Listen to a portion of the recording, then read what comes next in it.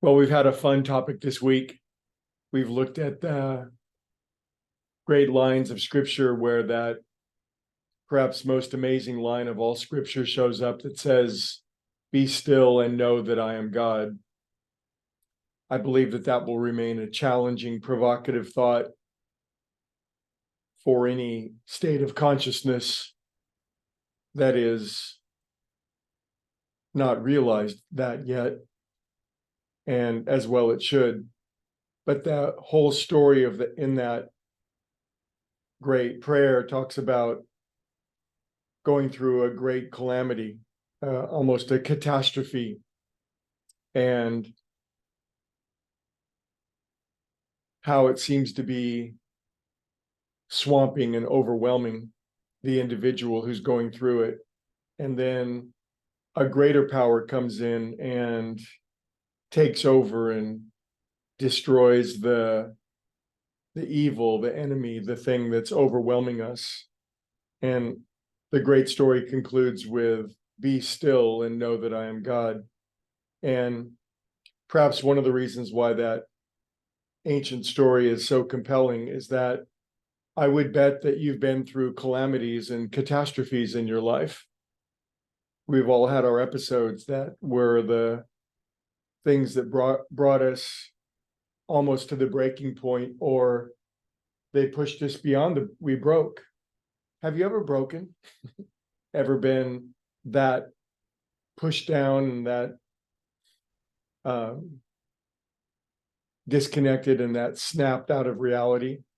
But whatever the case may be, we've all been pushed down to some degree by some sort of calamity. And yet here we are. So the great promise of the prayer is that with sufficient stillness, we can be healed of these things. But I think it's important to recognize that humans can be described in two general classes. There are the class of people that use the inevitable challenges, calamities, and catastrophes of life to uplift and to upgrade themselves. And then there are those who don't. And those who don't, each calamity and each catastrophe is used to become smaller, less powerful, and to see the world and its external forces as being even more powerful and greater. I guess in a general sense, we might call that state of consciousness victimhood.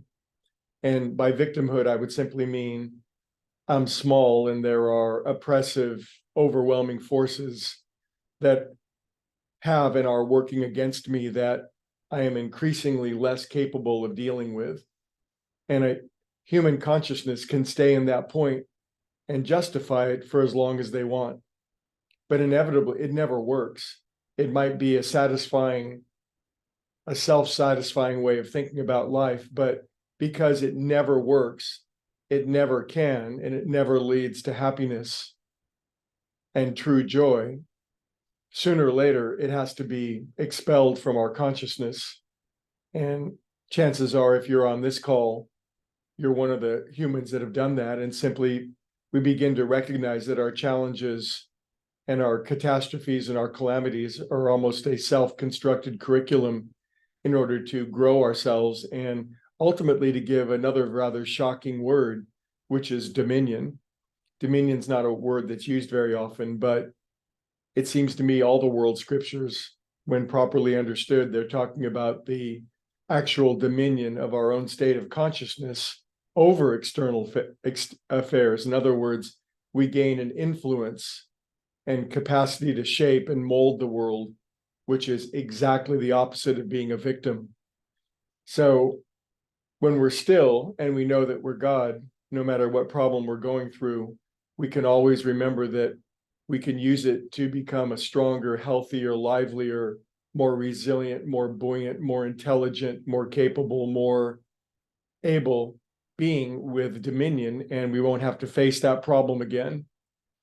And if we choose the other way and go use it to degrade ourselves, then not only will we face the same problem over again, we'll face it in a stronger form. To he that hath, more will be given. to he that hath not, even what they have shall be taken away. So it's a powerful injunction that we can take to heart and remember by practicing stillness, we're forgiven of the things that we cannot heal in ourselves. And it's a beautiful thing. Anyway, thanks for going on the journey of this week's topic. We'll visit tomorrow and we'll continue our upward sweep into dominion. Have a beautiful day.